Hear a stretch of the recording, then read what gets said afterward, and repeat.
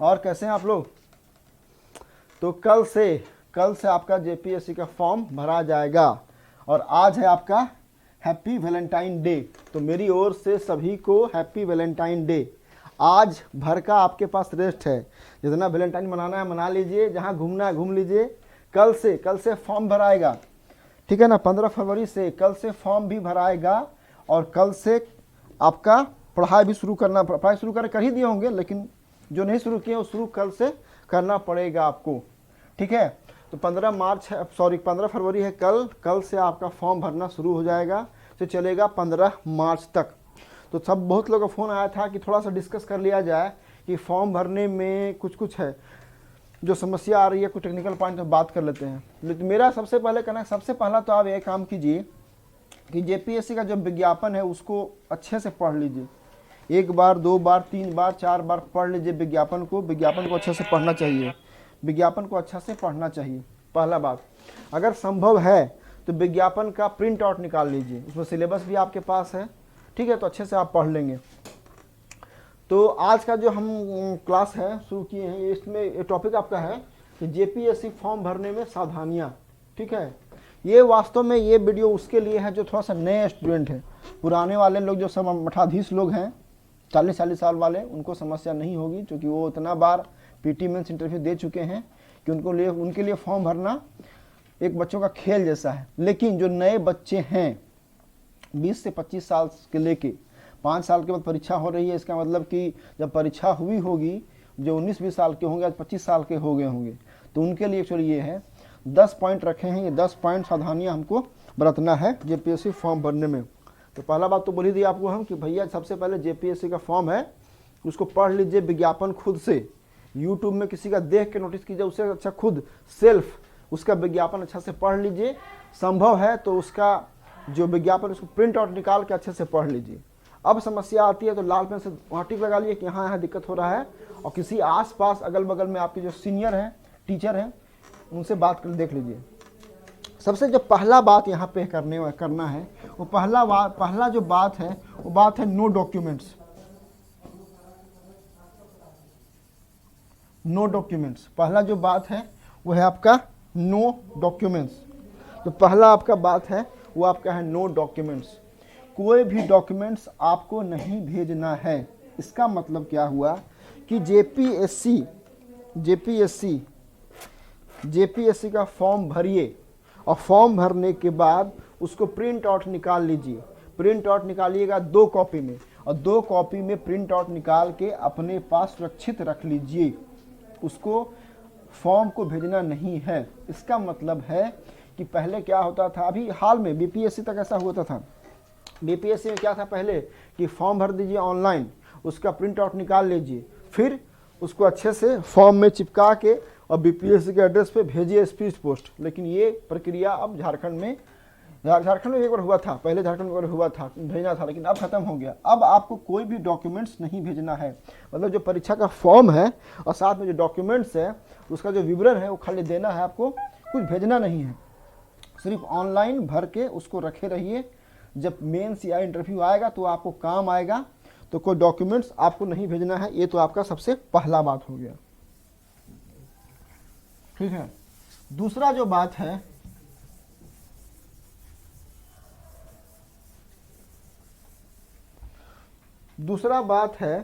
दूसरा बात ये है सबसे पहले कि आप लोग जो फॉर्म है वो देखिए, फॉर्म भरने का जो लास्ट डेट है वो है आपका 15 मार्च।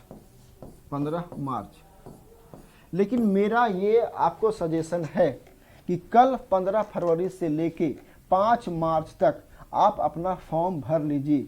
जितना लेट करेंगे, जितना डिले करेंगे, लास्ट आवर में फॉर्म भरेंगे, उतनी गड़बड़ी भी होगी।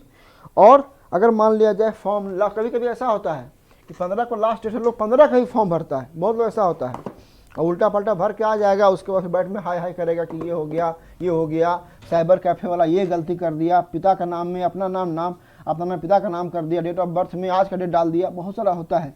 ऐसी गड़बड़ियाँ तभी होती हैं जब काम हड़बड़ी में करते हैं। अब 15 मार्च का लास्ट डेट है, 15 मार्च को ही जाएंगे आप साइबर कैफ़े में, वहाँ भीड़ लगी होगी और तेज़ी से काम करेंगे तो भैया गलती होगा।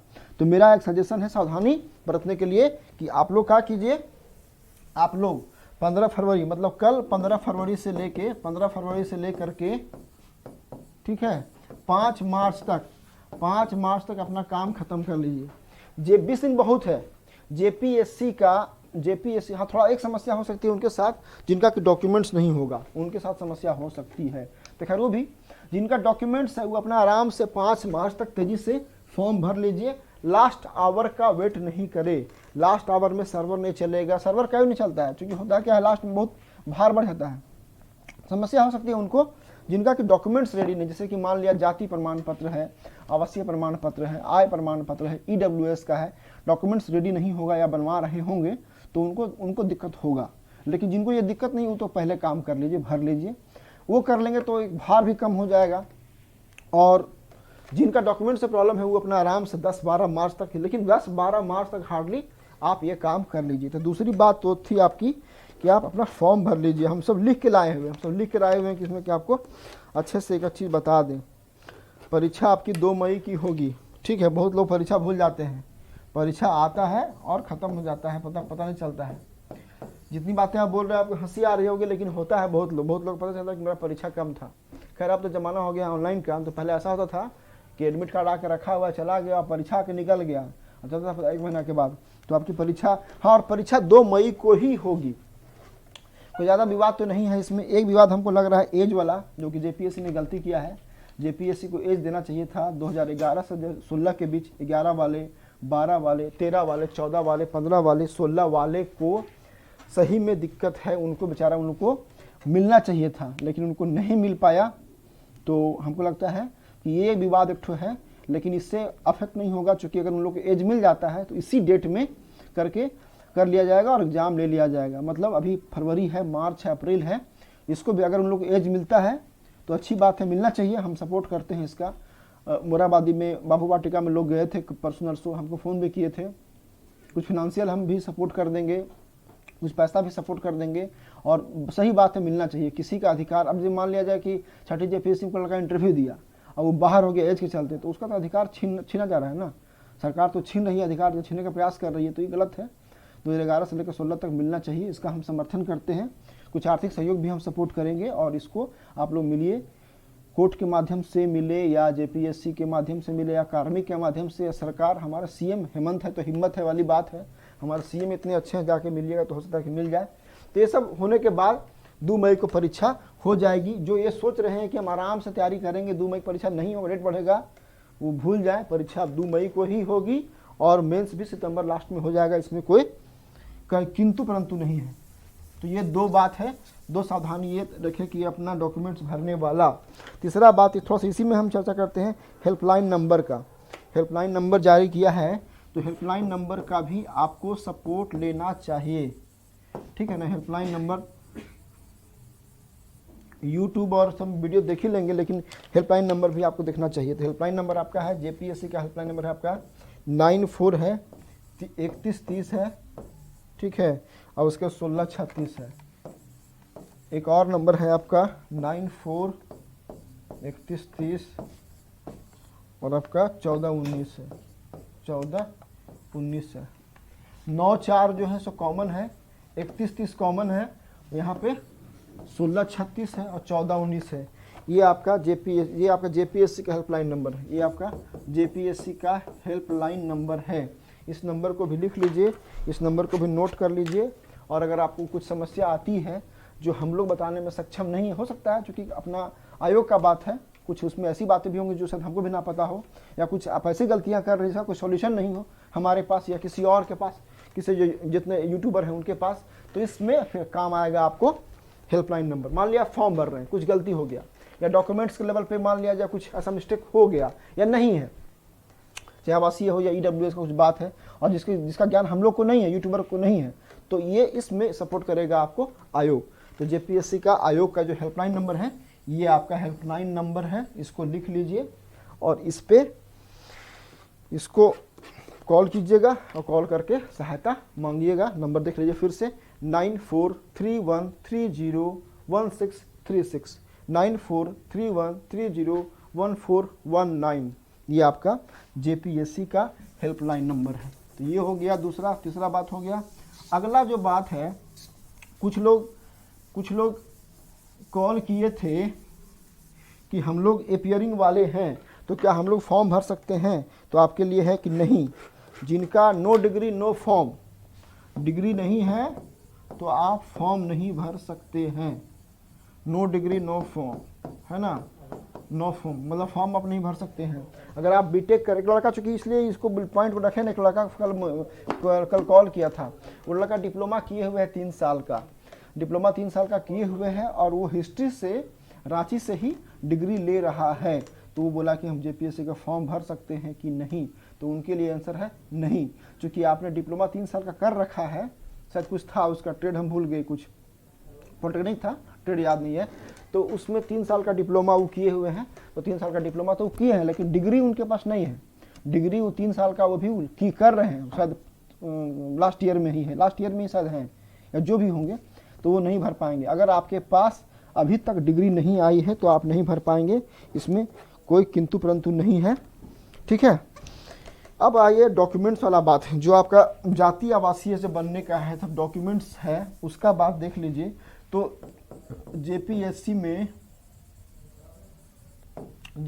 ने कहा है कि आपको जो जेपीएससी की अंतिम तिथि है अर्थात 15 मार्च से पहले का आपका डॉक्यूमेंट्स बना होना चाहिए, चाहे वो एससी के लिए, एसटी के लिए, ईबीसी के लिए, बीसी2 के लिए या ईडब्ल्यूएस के लिए, चाहे जाति प्रमाण पत्र हो या आवासीय प्रमाण पत्र हो या आय प्रमाण पत्र हो या ईडब्ल्यूएस का प्रमाण पत्र हो, उसको बोलते हैं इनकम एंड एसेट्स प्रॉपर्टी करके कुछ नाम उसका है, टेक्निकल नाम।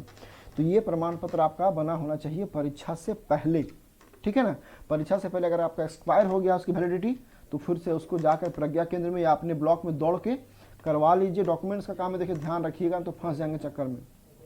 तो आपको 15 मार्च से पहले तक का बना होना चाहिए। एक बात और है कि ब्लॉक लेवल का भी चलेगा, मत घबराइए आप लोग, ठीक है। अनुमंडल ब्लॉक लेवल का भी चलेगा। अनुमंडल लेवल या और सब लेवल है वो तो अलग बात है, जिला लेवल भी चलता है, लेकिन चलेगा। ओबीसी का प्रमाण पत्र कभी, ओबीसी का प्रमाण पत्र, ओबीसी का जो प्रमाण पत्र है, ओबीसी का जो प्रमाण पत्र है वो प्रमाण पत्र आपका बनता है सेंट्रल लेवल पे भी, तो यहाँ वो नहीं चलेगा, सेंट्रल लेवल का नहीं चलेगा, अपने राज्य लेवल का झारखंड सरकार का चलेगा। और ब्लॉक लेवल के अनुमंडलाधिकारी, अंचलाधिकारी से मान्य होगा, इसको आप लोग बनवा लीजिए, चाहे एसटी एससी ओबीसी हो या कुछ भी हो। ईडब्ल्यूएस के लिए थोड़ा सा बात कर लेते हैं, बहुत लोग बनवा रहा है ईडब्ल्यूएस से फंसिएंगे लोग, ठीक है। तो ईडब्ल्यूएस वाले कान खोल के सुन लीजिए 3-4 बात। ईडब्ल्यूएस बना रहे हैं कौन कौन, ब्राह्मण, राजपूत, भूमिहार और कायस्थ, और मुसलमानों में शेख, सैयद, खान, पठान, शायद मलिक को भी मिला है, मलिक के बारे में कंफर्म नहीं, चूँकि बिहार में मलिक को ओबीसी का दर्जा मिला है, झारखंड में मलिक को शायद बीसी2 में है या जनरल, हमको उतना आइडिया नहीं है, लेकिन शेख तो सैयद है और खान पठान 4 तो ये है ही। तो ईडब्ल्यूएस वाले थोड़ा सा ध्यान दीजिए कि जो फटाफट जाके बनवा रहे हैं ईडब्ल्यूएस, अगर ईडब्ल्यूएस के माध्यम से आपको नौकरी मिल जाती है और ये आप पकड़े जाते हैं कि आपने ईडब्ल्यूएस का रूल्स का जो उसका क्राइटेरिया है उसका उल्लंघन किया है, तो आप बहुत बुरा फंसेंगे। अगर आप ईडब्ल्यूएस क्राइटेरिया को पूरा नहीं कर पाते हैं तो आप बहुत बुरा फंसेंगे, ये बात को आप जान लीजिए, कान खोल के सुन लीजिए, ठीक है। इसलिए कि इसमें जो है पहला आइकन में क्या है, पहला है कि 8 लाख से कम इनकम, हम पॉइंट पढ़ दे रहे हैं आपको, 8 लाख से कम इनकम। ऐसा लगता है कि अगर आपका 8 लाख से इनकम ज़्यादा है और आप झूठ सच करके बना के आप डॉक्यूमेंट्स बना लेते हैं और बाद में आपको नौकरी मिलने के बाद भी अगर आपकी पकड़ी जाती है तो आपकी नौकरी हाथ से चली जाएगी। तो जो ईडब्ल्यूएस वाले हैं सुन लीजिए, पहला 8 लाख, दूसरा 5 एकड़ से कम कृषि जमीन होनी चाहिए। अगर आपका कृषि जमीन बहुत ज़्यादा है तो आप गलती से भी ना बनवाएं, क्योंकि बाद में अभी तो बन जा रहा है लेकिन नौकरी मिलने के बाद आपका कर्मचारी एनओसीओ सब मिल के पीछे लग जाएगा आपका, और 5 एकड़ से ज़्यादा ज़मीन अगर है आपके पास तो नहीं बनेगा। फ्लैट 1000 स्क्वायर फीट से कम होना चाहिए। अगर आपका फ्लैट है, छोटे शहरों में फ्लैट है और 1000 से ज़्यादा वो भी नहीं बनेगा। 1000 स्क्वायर यार्ड ज़मीन अगर नगर पालिका क्षेत्र में है तो भी आपका नहीं बनेगा। ये सब सारा पॉइंट था ईडब्ल्यूएस वाला। जो ईडब्ल्यूएस वाले हैं वो थोड़ा ध्यान दीजिए, नहीं तो ज़्यादा तेज़ बनने के चक्कर में फंस जाइएगा आप लोग भी, ठीक है ना। उसके बाद अगला जो एक और है, इस बार वो है बहुत इंटरेस्टिंग है। जिसका एक से अधिक पत्नी है और जिसका एक से अधिक पति है वो भी फॉर्म नहीं भर सकता है। तो जो ज़्यादा स्मार्ट बन के, काबिल बन के और ढेर तेज बन के शादी कर लिए थे एक से अधिक, तो वो जो है सो आप JPSC का फॉर्म नहीं भर पाएंगे।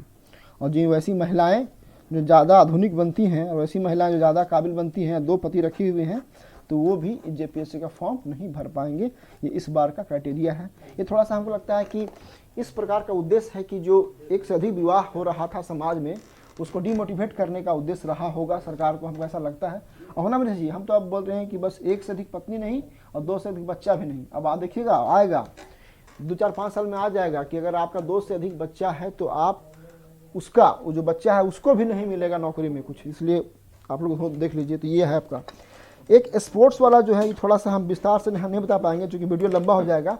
स्पोर्ट्स वाला देख लीजिएगा आप लोग। जो स्पोर्ट्स वाले लोग हैं ना, उन लोग देख लीजिएगा अपना। जो स्पोर्ट्स वाले हैं वो अपना देख लीजिएगा थोड़ा सा, ठीक है, देख लीजिएगा। लिख दे रहे हैं बोर्ड पे, अच्छे से देख लीजिएगा। मतलब कि जो क्या कैसे कैसे क्या है, कितना मेडल कहाँ मिलेगा, सब दिया हुआ विज्ञापन पढ़ लीजिएगा, क्योंकि उसको बताएंगे बहुत लंबा वीडियो बन जाएगा, बोरिंग हो जाएगा। तो ये स्पोर्ट्स वाले आप थोड़ा सा अपना देख लीजिएगा, ठीक है ना। स्पोर्ट्स वाला का बात यही खत्म कर देते हैं। उसके बाद थोड़ा सा इसमें एक और था आपका हाइट वाला, जो है हाइट वाला बात कर देते हैं। चूँकि देखिए पुलिस अधीक्षक के लिए हाइट का जो है वो 4 पोस्ट के लिए है। पुलिस अधीक्षक, जिला समादेष्टा, कारा अधीक्षक और प्रोबेशन अधिकारी, ठीक है ना। तो जो हाइट वाला है वो है आपका पुलिस अधीक्षक, मतलब DSP, पुलिस अधीक्षक हो गया, साथ में कारा अधीक्षक भी हो गया, कारा अधीक्षक भी हो गया। एक हो गया आपका जिला समादेष्टा, इसको होमगार्ड बोलते हैं, जिला समादेष्टा। स्पेलिंग सही है ना समादेष्टा का? सही है। ये होमगार्ड हो गया आपका, तो होमगार्ड वाला हो गया। और प्रोबेशन अधिकारी, प्रोबेशन अधिकारी का ऐसे हम एक वीडियो बनाएंगे बहुत जल्दी। प्रोबेशन अधिकारी, ये चारों के लिए जो है सो हाइट का बात है, इसको देख लीजिए। DSP के लिए, होमगार्ड वाला के लिए, कारा अधीक्षक के लिए, प्रोबेशन ऑफिसर वैसे अधिकारी को बोलते हैं जो जेल में रहने वाले कैदियों के देखभाल के साथ साथ किनको बेल मिलना चाहिए, या कौन सा ऐसा कैदी है जो झूठी आरोप में बेल है, या कौन सा ऐसा कैदी है जिसका बेल हो गया लेकिन अभी तक वो जेल से बाहर नहीं आया है, या कौन सा ऐसा कैदी है। मैंने कैदी संबंधी बहुत सारा काम करते हैं प्रोबेशन अधिकारी। ऐसे में एक वीडियो बनाएंगे जिसमें JPSC में जितने सारे पोस्ट हैं सबका क्या काम है, कितना पे स्केल है, सब उसको हम डिस्कस कर लेंगे। तो ये है। इसमें हाइट जो है सो जनरल का आपका 165 सेंटीमीटर है, ST/SC का 162 सेंटीमीटर है, मेल के लिए, पुरुषों के लिए है 165 for general and 162 for ST/SC, और महिला के लिए 155 है, ठीक है, और 152 है ST/SC महिला के लिए। तो ये हाइट वाला है, इसको देख लीजिएगा, ठीक है। इससे कम जिनका होगा वो DSP या कारा अधीक्षक या जिला समादेष्टा या प्रोबेशन अधिकारी के लिए एलिजिबल नहीं होंगे। ये अपना आप लोग थोड़ा सा इसको देख लीजिएगा।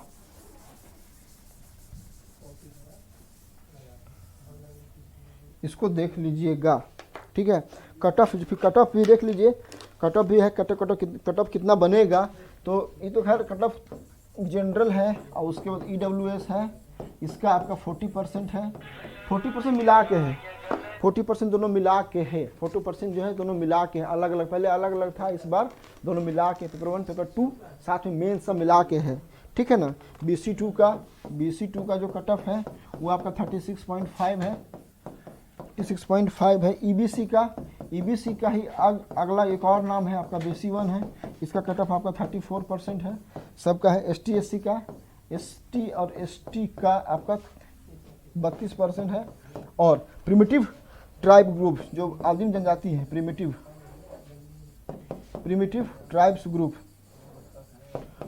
ग्रुप, जिसको भी हम लोग, इसको 30% है, जिसको भी हम लोग बोलते हैं PTG, प्रिमिटिव ट्राइब ग्रुप।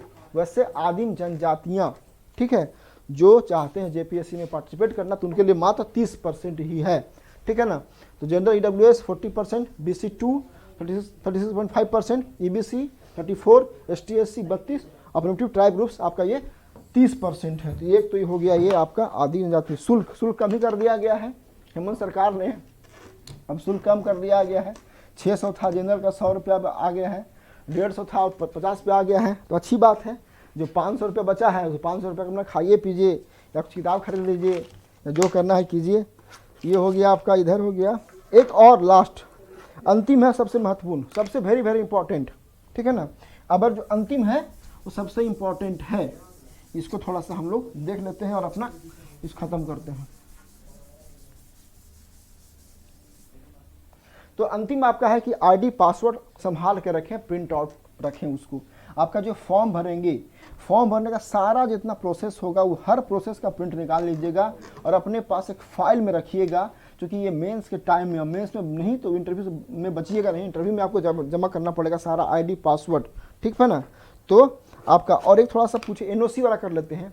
जो सरकारी जॉब में है, जो सरकारी जॉब में है उनको अपने डिपार्टमेंट से एनओसी चाहिए, अनापत्ति प्रमाण पत्र उनको चाहिए, नहीं मिलेगा तो फिर दिक्कत हो जाएगा। तो एनओसी लेना पड़ेगा जो सरकारी जॉब में है वो उनको, तो ये कर लीजिएगा आप।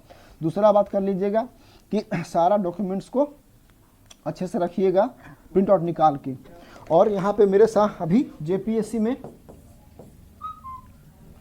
जेपीएससी में मेरे पास जो है वो आपका टेस्ट क्लास चल रहा है, टेस्ट है, टेस्ट प्लस क्लास,